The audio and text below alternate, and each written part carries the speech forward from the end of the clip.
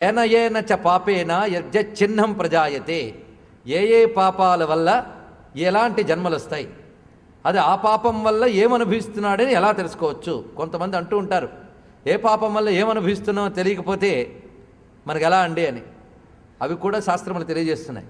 మనం ఇప్పుడు అనుభవిస్తున్న స్థితులు, రకరకాల ఉపాధులు ఇదివరకటి పాపఫలంగానే. ఎందుకంటే కర్మగతిని ఒప్పుకోవడంలోనే ఒక తార్కిక సూత్రం ఉన్నది, ఒక లాజికల్ కనెక్షన్ కనబడుతుంది. ఎందుకంటే సృష్టిలో అందరూ ఒకేలా ఎందుకు లేరు? భగవంతుడు సృష్టి చేస్తే అందరిని ఒకేలా సృష్టించాలి. కానీ ప్రతిదానికి ఒక కర్మ అనేటువంటిది పెట్టడం చేత ఆయా కర్మలకు అనుగుణమైన ఉపాధులు, ఆ ఉపాధులు ఒకే ఉపాధి అనేక మందికి లభించిన మళ్ళీ వారి వారి ప్రత్యేక కర్మలు బట్టి ఆయా ఉపాధుల్లో మళ్ళీ తారతమ్యాలు, ఇవన్నీ మనం లోకంలో చూస్తున్నాం. కనుకనే కర్మగతుల యొక్క ఫలములే ఉపాధులు, వాటిలో అనుభవాలు. ఇది అంగీకరించాలి. ఇంత సతార్కికమైనటువంటి హేతుబద్ధత హైందవ మతంలో మాత్రమే లభిస్తుంది. సతార్కికం ఇది. కనుకనే ఎక్కడ పూర్వజన్మ కర్మ సిద్ధాంతం చెప్పబడుతుందో ఆ మతం మాత్రమే నిజానికి శాస్త్రీయమైన వైజ్ఞానికమైన మతం అని అంగీకరించాలి. అదృష్టవశాత్తు అలాంటి వైజ్ఞానికమైన మతం మన హైందవ సనాతన వైదిక భారతీయ మతం.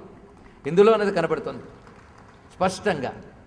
ఇప్పుడిప్పుడు ఇతర సిద్ధాంతాల వాళ్ళు కూడా వైజ్ఞానిక సహాయంతో అంగీకరిస్తున్నారు, జన్మల సిద్ధాంతాలను అంగీకరిస్తున్నారు.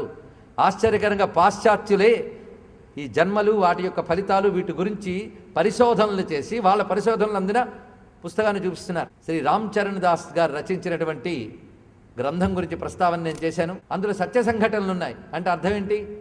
యథార్థ సంఘటనలు రచించారు.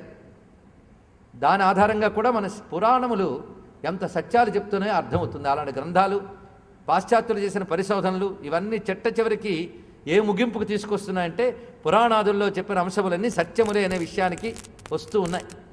కానీ మనం పరిశోధన ఏమాత్రం సాగించకుండా కేవలం వీటన్నిటిని కూడా కాలక్షేప దృష్టితో చూడడం మొదలుపెట్టాం. ఇదంతా కూడా ఉపోద్ఘాతం చెప్తున్నామని కాదు. ఇదివరకటి రోజుల్లో సుమారు ఒక 25-30 సంవత్సరాల క్రితం గరుడ మహాపురాణం చెప్తే ఇన్ని వివరణలు అక్కర్లేదు. కానీ కొద్ది దశకాల్లోనే ఆలోచన ధోరణులు మారిపోతున్నాయి. అద్భుతమైనటువంటి శాస్త్ర విషయాలను కూడా తేలిగ్గా తీసిపారేసే తరాలు వస్తూ ఉన్నాయి. వాళ్ళని కూర్చోబెట్టి వినిపించాలి అంటే మరికొన్ని అంశములు కూడా ప్రస్తావించడం అత్యవసరం. అయితే దీని గురించి మాట్లాడేటప్పుడు కొంతమంది ఈ విషయములు వింటూ స్ఫూర్తి పొందుతూ చాలా చైతన్యవంతులం అవుతున్నాం, ఎక్కడా వినడానికి అవకాశం దొరకని విషయం ఇక్కడ వింటున్నామని ఆనందిస్తూ అభినందనలు చెప్తున్నప్పటికీ నెగిటివ్ లిజనింగ్ ఉండే కొందరు ఉంటారు. వాళ్ళు ఏమిటంటే ఏమీ అంచనా వేసుకుని ఇక్కడ వస్తారో తెలియదు, కానీ ఇక్కడికి వచ్చి ఏదో వేదాంతం గురించి, ఉపనిషత్తుల గురించి చెప్తామనుకుంటే తప్పు.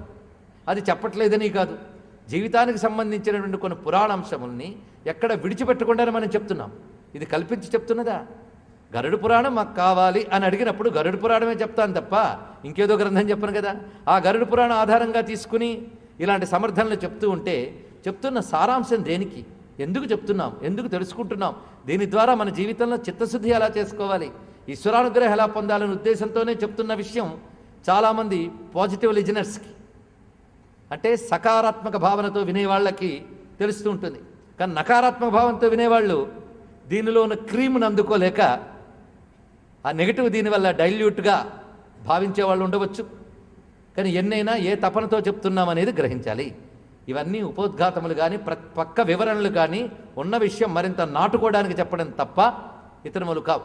అంతేగాక పురాణముల్లో చెప్పిన సత్యములు సార్వకాలికములనే విషయం ఇప్పుడు ప్రపంచంలో అన్ని వైపుల నుంచి ఎలా వినిపిస్తోంది అన్నది కూడా చెప్పడం వల్ల నేటి తరానికి దాని యొక్క శాస్త్రీయతపై ఒక విశ్వాసం ఏర్పడుతుందన్న ఉద్దేశంతో చెప్పడం జరుగుతున్నది. ఎందుకంటే పురాణములు చెప్తున్న అనేక మాటల్ని ప్రస్తుతం మనమనుకుంటున్న సైన్స్తో చూసి అదంతా కూడా అసంగతం అనడం చాలా తేలిక. అలాంటి భావం ఏర్పడకూడదని ముందు ఇంత పునాది వేయవలసి వచ్చింది. ఇప్పుడు ఏనయే అని పాపేన యజ్జచ్చిహ్నం ప్రజాయతే. ఏ పాపముల వల్ల ఏ చిహ్నములు కలుగుతాయో చెప్పమని గరుత్మంతుడు అడిగితే దానికి చెప్తున్నాడు నారాయణుడి సమాధానంగా, ఒక్కొక్క పాపం వల్ల ఒక్కొక్క రకమైన జన్మలు, వాటిలో మరికొన్ని చిహ్నములు కనబడతాయి అన్నాడు. నేను అన్నీ చెప్పట్లేదు, దీన్ని కర్మ విపాకం అని ఒక ప్రత్యేకమైనటువంటి అధ్యాయంగా చెప్పచ్చు. ఈ కర్మ విపాకానికి సంబంధించి గరుడ మహాపురాణం మొత్తం మీద సుమారు ఒక 4-5 చోట్ల విస్తారంగా చెప్పాడు. అంతేకాదు కర్మ విపాకానికి సంబంధించి ఒక ప్రత్యేక గ్రంథములు కూడా ఉన్నాయి. అదృష్టవశాత్తు వాటిని పరిశీలించడం జరిగినది. అవి ఇవి కలబోసి అందులో కొన్ని మాత్రమే ఇక్కడ చెప్పుకుంటున్నాం. ఇక్కడ మాంసాహారం గురించి చెప్పాడు. మాంస భక్తాతి రక్తాంగ శ్యావదంతస్తు మద్యపహ. మనం ఇక్కడ మద్యపానం గురించి, మాంసఖాదనం గురించి గతంలో అనేకమాల ప్రవచనం చెప్పుకున్నాం. మాంసము తినే కుటుంబాల్లో పుట్టిన వారు కూడా భారతదేశంలో మాత్రము మాంసఖాదనంలో అనేక నియమాలు ఉన్నాయి. మాంసం తినే కుటుంబాల వాళ్ళు కూడా ఎప్పుడు పెడితే అప్పుడు తినరు. నేను అనేక మంది మాంసం తినే ఆహారాలు ఉన్న వాళ్ళు ఆడిన మాటలు విన్నా. వాళ్ళు మేము ఏకాదశి నాడు తినం, పూర్ణిమ నాడు తినం, అమావాస్య నాడు తినం, శనివారం తినం అని వ్రతం పెట్టుకున్న వాళ్ళు ఉన్నారు. అలాగే ఆదివారం తినకూడదని కూడా శాస్త్రం చెప్తున్నది.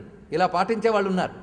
అదేవిధంగా ఆ మాంసాల్లో కూడా ఏవి పెడితే అవి తినేవాళ్ళు లేరు హిందువుల్లో మాత్రం, గుర్తుపెట్టుకోవాలి. అయితే మాంసం తినకూడని నియమం కలిగినటువంటి పరంపరలో పుట్టిన వాళ్ళు ఉన్నారు.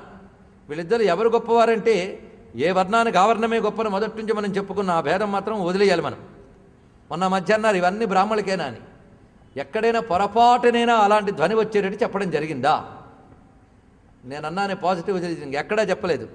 మానవుడిగా పుట్టిన ప్రతివాడికి అవసరం ఇది, ప్రతివాడికి అవసరం. అయితే ఇతరులు వెంటనే అంగీకరించలేరు కనుక హిందువుగా పుట్టిన ప్రతివాడికి అవసరం అని చెప్తున్నాం ఇక్కడ.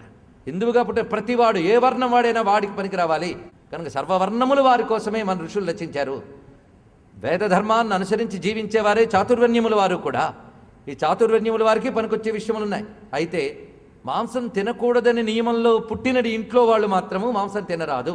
ఒకవేళ అలా తింటే ఏమవుతుంది, వాళ్ళకి తర్వాత జన్మల్లో అతిరక్తము అనే ఒక రకమైన కుష్ఠరోగం వస్తుందిట. అదేవిధంగా మద్యపానం చేసేవాడికి దంతానికి సంబంధించిన అనేక రకమైన ప్రమాదాలు ఏర్పడతాయి అని చెప్పాడు. ఇక మంచి పదార్థాలను ఇతరులకు పెట్టకుండా తాను తినేవాడు. మనం నిన్న కొన్ని చెప్పుకున్నాం ఇలాంటివి. దీన్ని బట్టి సొసైటీ పట్ల కన్సర్న్, సమాజం పట్ల, మరొక వ్యక్తి పట్ల మన బాధ్యతను ఎలా చెప్తోంది గరుడ పురాణం చూడండి. నిన్న చెప్పాడు ఇంటికి వచ్చిన అతిథికి పెట్టకపోతే ఎలా వస్తుంది. అలాగే అనాథల పట్ల దయలేకపోతే ఎంత ప్రమాదం. ఇలాంటి మాటలు చెప్పడం వల్ల సామాజికమైనటువంటి ఒక గొప్ప ధర్మాన్ని నిలబెడుతున్నాడా లేదా పురాణకర్త చెప్పండి ఇక్కడ. కనుక సామాజికమైన ఒక మంచి ప్రయోజనాన్ని ఇస్తున్నాడు. ఇక్కడ కూడా ఏం చెప్తున్నాడు, ఏకస్వాదున భుంజీత అని సుభాషితాలు చెప్పిన మాటని ఇక్కడ ప్రస్తావన చేస్తున్నాడు. ఒక మంచి పదార్థాన్ని ఒక్కడే తినకూడదుట. మంచి పదార్థం అంటే తినేదే కాదండి, ఉపయోగించే ఏ చక్కని ఐశ్వర్యమైనా 10 మందికి పంచుకుని తర్వాత నువ్వు అనుభవించు. అందుకని ఒక్కడూ తినరాదు. ఒకవేళ తింటే అంటే గళగండ రోగం అని ఒక రోగం ఉందిట, అది వస్తుందిట. అది చెప్తున్నాడు. అదత్వామిష్టమస్నాతి సభవేద్ గళగండవాన్.